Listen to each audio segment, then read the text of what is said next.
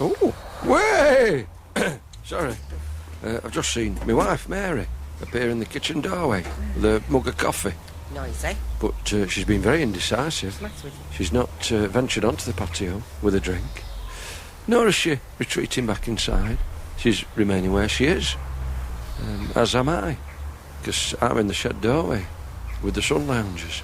But I'm not going to put them up yet. Not until I'm confident it's going to be a scorcher. Look at us. Only an idiot would fail to see that we're behaving very much like the man and the lady that you get in those weather houses that people used to put on the mantelpiece. Do you remember? Except, of course, Mary's not in a long frock. She's in a tracksuit. And I'm not holding an umbrella. I'm holding a can of WD-40.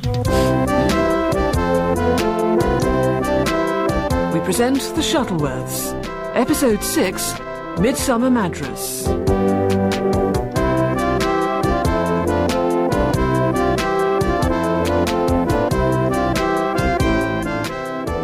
Unfortunately, the comparison falls flat on its face when you realise that Mary and I are not connected by a wooden beam, and our movements aren't controlled by a piece of catgut. Yeah, I'm going to apply some lubrication to the moving parts of the sun loungers. Don't worry, they're not seizing up, just a bit squeaky. Mary! Hang on, love. Excuse me. Mary! Mary! No, are you all right? I'm all right, love. What is it, love? What's happened? There's a mouse. It's just gone under the fridge. A mouse? You sure it wasn't a rat? Oh, thank you very much, No, John. Just on the classic... You have? No, I'm sure it was just a mouse, love. It's all it right. was.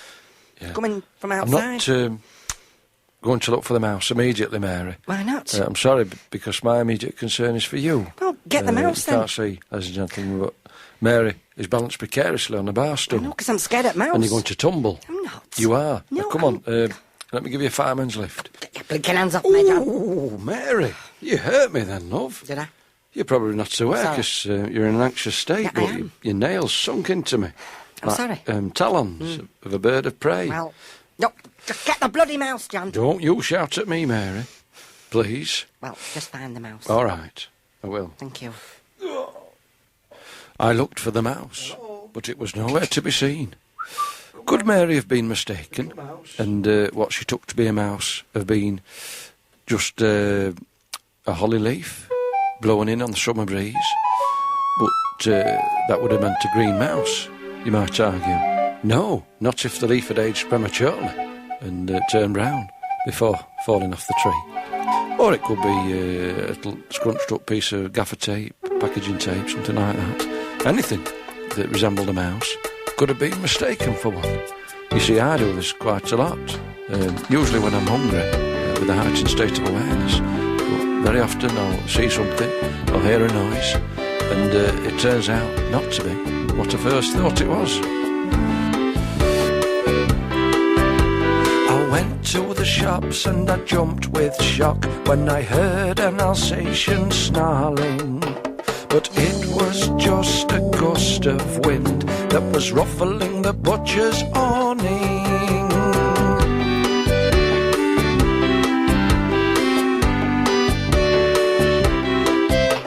A wasp alighted upon my coat. I said, "Get off me, Jasper."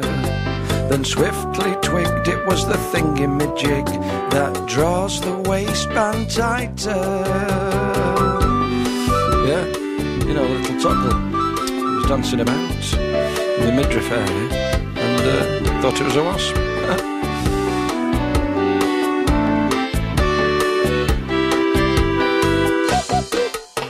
A man came walking towards me with his arms raised ready for combat. But then I saw it was nothing more than 4 markings on his anorak. Yeah, his hands were by his side, taking out a little rhythm. He seemed a nice lad, and it's a shame he didn't want to stop to discuss the misunderstanding. Yeah. Oh, who's that? Excuse me.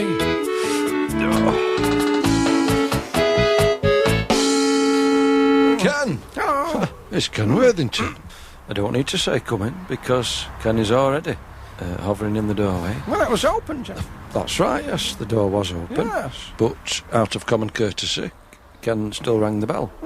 And I thank you for that, Ken. Yes. Now, what can I do you for? I see you clutching your clarinet. Have you come to give us a tune? Well, I could give you a tune, but no, is Karen in? No. Because she's expressed an interest in learning the clarinet. That's sure. It's similar fingering to a recorder. So, it'd be quite a slight learning curve for her. But, Well, I'm afraid, Ken, that she's not here. She's out with her friends on the bikes. And they've taken the tennis rackets and the swimwear. No. They'll be over the hills and far away by now, Ken. All right. You must have missed several hours. Well, that's fine. No What have problem. you been doing, anyway? You've not been on your patio, have you? No. No, 'cause Not there's a today. total absence of garden furniture. Look at our patio, Ken. Can you see from where you're standing? Yes, Yes. you can. There's rugs and sun lounges, magazines, discarded mugs. A sure sign that people have been letting their hair down, enjoying themselves. Good. Which we have. Lovely. And it's a shame that you've not been around to partake of it. Well, I've not had time, John. I've been into town, to buy some stationery. I see. And I've just had my dinner. It's The gardens. tandoori. Oh. Prawn, madras. Oh, Ken. It's lovely. Shutting yourself away in a darkened room with rich, spicy food Well, on a glorious summer's day. You're crazy. no, I'm not. Now, that's enough, John. Oh, You're laying into me for no reason. I've Ken. come round in the spirit of friendship, and I don't want to be criticised for every detail of my life. That's enough. Now, back off. Oh. Else I'm just going to walk out the door. All right, Ken. Yeah, I'm sorry. I have been a bit heavy-handed in my treatment of you. I even snapped at Mary earlier. Ooh, And as a result, she's now quit the premises. I see. It's a hot, sultry day, Ken. Tempers are bound to fray. Yeah. To make matters worse, there's a mouse in the house. I didn't want to tell you because I thought you'd be frightened, which I think Ken is, but he's disguising it well. He's gone straight onto the offensive. He's grabbed his clarinet and he's moving stealthily around the hall, rather like a warrior of old with a broadsword. He's got a low centre of gravity. Careful, Ken. Don't mark our telephone table, Sorry. please. That's no way to be treating your clarinet. Ken, I've just had a brilliant idea. Pardon? Come here. What? Play your clarinet. Nice little dainty tune. Yes. And you can entice the mouse out. Rather like... The Pied Piper. That's right, the Pied Piper of Hamlet. It's a fanciful idea. It is. Might not work. Well, Give it a try. I'm not sure. I mean, you're not dressed like the Pied Piper. No. Not remotely. Because he had long flowing robes. You've got a top that could only have come from the 1990s. It's very sheer, tight right. fitting. But your trousers, they're baggy. Pantaloons, aren't they? But give it a try. Oh, he is. Having a go. And nothing's happening. Sorry. Hang on. It's all right. Oh, a moth has come fluttering down the stairs. That must be the one that flew into the bathroom last night when I was adjusting the catch on the linen cupboard. Had the window open. And now Kirsty has come from the kitchen, wagging her tail, eager to hear Ken's tune. Blimey, there's a blue bottle in hot pursuit of Ken. Yeah, I mean, to be realistic, that fly's been going up and down the hall all morning. Yeah, sure enough, it's just double back. I don't think it was responding to Ken's ditty. But I'm following Ken. Obviously I have to, because I'm monitoring his progress as he steps out onto the drive. Rubbish. But he stopped. Well, I'm sorry, John. Oh, Ken. The reed's was disintegrated. It was working, Ken. It wasn't. Well, it seemed to be. But now all the animals have dispersed. No, it can't be helped. Yeah, there's no sign of the mouse. No. But do remember, ladies and gentlemen, at this stage we still can't be certain that there ever was a mouse on the premises. Oh, now it tells Well, me. I'm still of the belief that it was a piece of debris blown in on a freak gust I see. of wind, which is now lessened considerably to the extent that it's Hiya, Chris.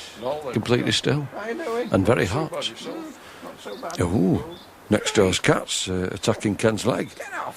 Is he the latest victim of the hot weather? Or is he just bitter because he didn't take part in the original procession? Oh, mystery solved. He was after a prawn that was in Ken's trouser turn-up. That must have fallen in while he was eating his curry. Right, I'm taking Dog for a walk. Oh, must remember to post my letter to Tony and Cherry Blair, wondering if our two families can meet up at some point. It's a long shot to realise that, but you never know. He seems to be up for almost anything at the moment, doesn't he? Oh, my son Darren's just come down the stairs. He's on holiday now. All right for some, isn't it? Bye, Ken. Oh, ignored me completely. Come on, Kirsty, let's go.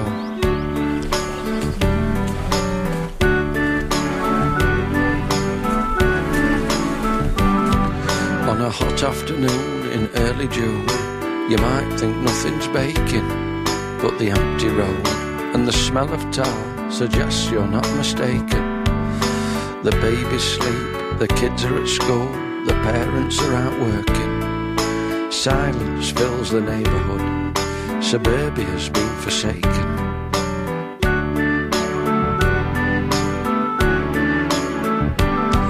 But stay a while and you will hear a car rug being shaken, and from a shed a lawnmower being ceremoniously taken. A tick from a parked car's bonnet as it cools down and contracts suggests the driver's just alighted, when you wonder, will they be back?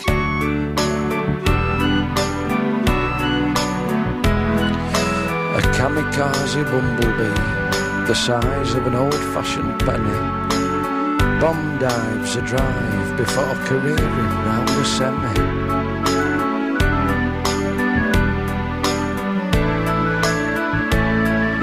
A man in a suit appears in a porch, clicking a ballpoint pen. A blackbird goes ballistic and then calms down again. The smell of wood preservative drifts from a distant garden. The sun slides behind a cloud, the tar begins to harden.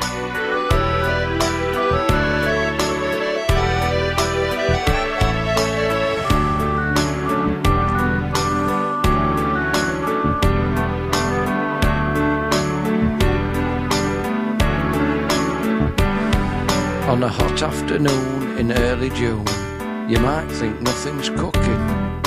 If that's the case, I have to say that maybe you're not looking. Keep up, Kirsty.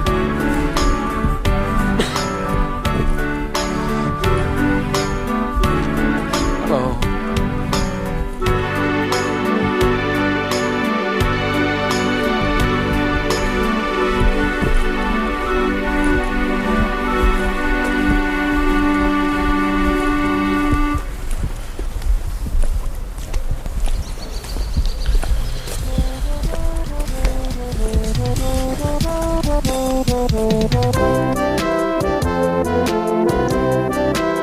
The Shuttleworths was written and performed by Graham Fellows, with additional material by Martin Willis and Will Yap. The producer was Paul Schlesinger.